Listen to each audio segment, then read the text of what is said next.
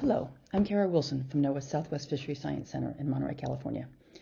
I'm sharing the session on fisheries and fisheries management as part of the Global Biogeochemical Array Fleet Workshop that has been taking place in May 2021. This presentation will provide an introduction to some of the fundamental aspects of fisheries and fishery management and give a preview as to what to look forward to from some of the various talks that are part of this session. The Global Biogeochemical Array Fleet Workshop is being held virtually each Tuesday starting on May 4th and continuing through June 1st.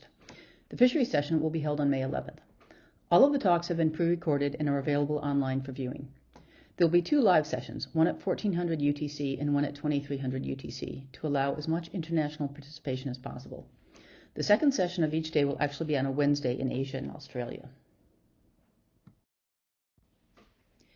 When most people hear the word fisheries, they think of people going out to catch fish. And that harvesting aspect is certainly a component of fisheries. But it is just one of several different components that all fall under the term of fisheries. A fundamental part of fisheries science is stock assessment, which is a process of estimating the current abundance of a fish stock with the aim of predicting its abundance in the future. The results from stock assessment models are used to guide the management of fisheries to determine what level of fishing should be allowed. And there are other conservation activities that are part of fisheries or rather fisheries management. I have the word fish in quotes in this title because the term fisheries encompasses more than just fish. It is used in reference to all living marine resources, or LMRs, which include non-fish species such as marine mammals, sea turtles, and invertebrates, and also includes non-commercial species, i.e. species that are not harvested. And there is still fundamental research that needs to be done in support of all of these aspects of fisheries. Oceanographic measurements are crucial to be able to adequately do this. Currently, subsurface information is sparse or lacking, particularly for biological and chemical observations. Having a global array of BGC-Argo floats providing key ecosystem measurements such as oxygen, nitrate, and pH could have a huge impact on fishery science. In this talk, I will briefly discuss each of these aspects and show how data from BGC-Argo could be beneficial. Fundamental to all aspects of fisheries is the knowledge of the relevant habitat and the ability to forecast it into the future, which is a theme that you will find runs throughout all of the presentations in this session.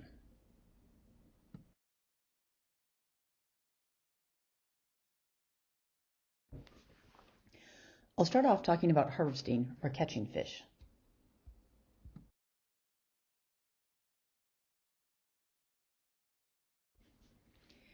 Environmental data, like satellite data, can be used to identify fishing grounds. This image shows the satellite chlorophyll distribution in the Pacific, overlain with locations of the tuna purse seine fishery, and it is clear that the fishery operates in an area of higher chlorophyll. Satellite temperature and chlorophyll can be predictors of the habitat of some fisheries, but not all, and they have been used to identify fishing grounds. However, satellite data just provides information about the surface, and of course fish are mainly found deeper in the ocean. Subsurface features that can be identified with BGC-Argo, such as the deep chlorophyll maximum and the distribution of hypoxic layers, could also play a role in helping to identify fish habitat. Mike Secchi will go into further detail about the Pacific tuna fisheries in his presentation. So we know that satellite data, such as sea surface temperature and chlorophyll, can be used to identify potential productive fishing grounds. Knowing where these fishing grounds are can save time and fuel and lead to more efficient harvesting. But most fishers do not have the skill set to consolidate satellite data and other oceanographic data to determine where these good fishing grounds are. So whose job is it to take that information and identify those areas for fishers? Like a lot of questions, the answer depends on who answers it. There are international differences in how identifying fishing grounds are conducted. In the U.S., commercial entities supply this information to fishers. NOAA's National Marine Fisheries Service, for who I work for, is responsible for the stewardship of the nation's ocean resources and their habitat, and they are not allowed to aid fishers in harvesting. In contrast, in India, the Indian National Center for Ocean Information Services, INCOIS, does generate potential fishing zone information from satellite data that they distribute to their fishers. Srinivas Kumar will be talking about the production of these potential fishing zones in his presentation. So let's talk next about stock assessment. This slide is my little joke. Often when you use the term stock assessment, people think you are talking about how the stock market is doing. So just to be clear, I'm not talking about the stocks in Wall Street, but rather fish stocks. Stock assessment is the process of estimating the total biomass of a certain species of fish. Results of the assessment are used to set annual catch limits for a fishery. What we are looking at here is a 55-year time series of the spawning stock biomass for Atlantic herring as an example. The biomass of this stock has recently fallen below the target population level, putting it at an overfishing status, and a rebuilding A rebuilding plan is currently being put in place. It's clear from this figure that there is significant interannual variability in the biomass. Determining what drives interannual variability in fish biomass is a fundamental part of fishery science, the so-called holy grail of fisheries. Answering this question requires information about the oceanographic conditions, and oftentimes there is not sufficient data to do so. Subsurface data at larger spatial scales and temporal scales than can be acquired from ship surveys is needed to do this and can be provided by the BGC-Argo data. More information about stock assessment will be given in the presentations by Taketoshi Kodama, Mike Seki, and Patrick Lahode. Stock assessments are one of the tools used in fisheries management as they provide the data that managers need to make management decisions. But there are also other tools used in management that are driven by environmental data, and we will look at a few of those next. The stock assessment models that have been used for decades in fisheries do not take into account environmental variability, which obviously plays a big role in fluctuations in fish abundance. Additionally, fluctuations in prey and predatory biomass will affect a stock. To take these factors into account, there is a movement away from single-species stock assessments towards a more integrated ecosystem assessment and an ecosystem-based management. For these types of ecosystem assessments, subsurface biological and chemical measurements are crucial.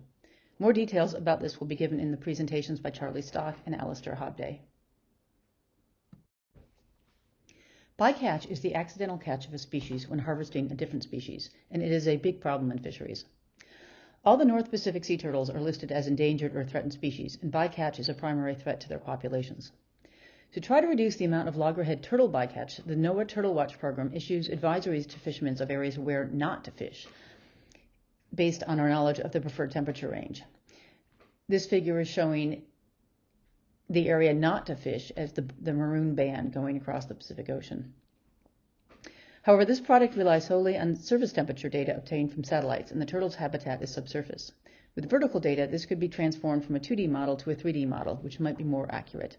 Additional details about habitat characterization are covered in the presentations by Mike Seki and Alistair Hobday.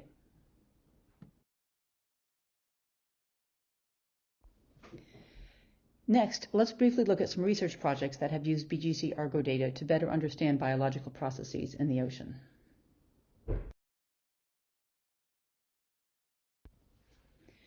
Measurements from BGC-Argo provide a nice complement to satellite data. They not only provide subsurface information that we can't get from satellites, but they also provide other measurements, such as oxygen, that we currently cannot measure from satellites. This 2018 paper by Anish Latklikar and others used data from BGC-Argo to look at the conditions driving blooms of Noctiluca in the Arabian Sea. It had been hypothesized that hypoxia, or low oxygen in the water, was responsible for a recent increase in these blooms. Using a satellite algorithm to identify Noctiluca blooms and oxygen data from some BGC-Argo floats in the region, they determined that in fact these blooms were not associated with hypoxic events. Satellite chlorophyll data cannot observe the subsurface chlorophyll maximum, but chlorophyll data from the BioArgo floats can, and using this data it has been possible to see seasonal changes in the deep chlorophyll maximum and how it's affected by changing stratification in different oligotrophic environments. Oxygen data will be discussed in more detail by Patrick Lahode and Mike Seki. Currently, I'm using BGC-Argo data to try to understand the anomalous chlorophyll blooms that develop almost every summer in the Pacific, northeast of Hawaii. The nutrient source is unknown, but it is probably subsurface injections of nutrients. Looking at nitrate data from floats within the area where the chlorophyll blooms develop, I have identified numerous subsurface injections of nitrate that precede the development of surface chlorophyll blooms. On the left is the nitrate data from a float showing an injection event that lasted more than a month. On the right are maps of the surface chlorophyll bloom that developed in this region right after this injection. Nitrate data will also be discussed in the presentation by Taketoshi Kodama. The three examples I just showed were all regional studies, which is a consequence of the rather spotty coverage that currently exists for BGC floats. Only about 10% of the current float array are BGC floats, which are shown as the green dots on this map.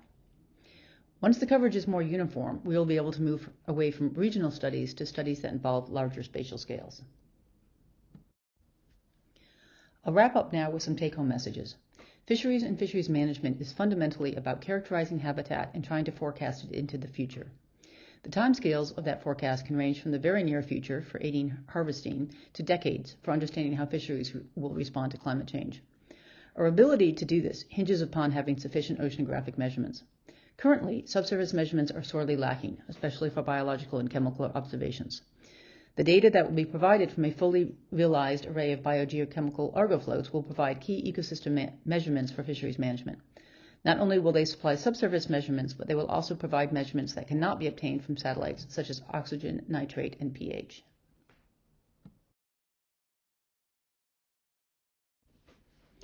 Here is a complete list of all of the presentations that will be given as part of this fisheries panel. I hope you will take the time to listen to them.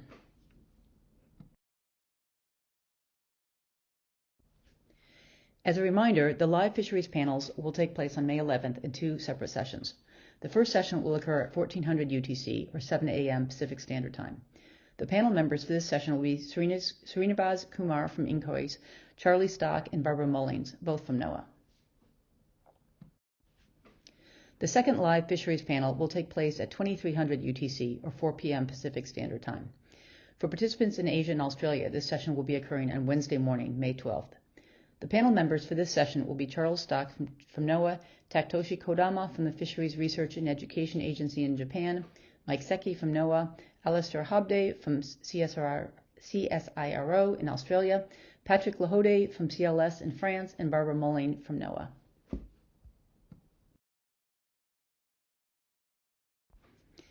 Thank you for listening. I hope you enjoyed the other presentations in the session, and I hope that you will attend one of the live sessions on May 11th or May 12th.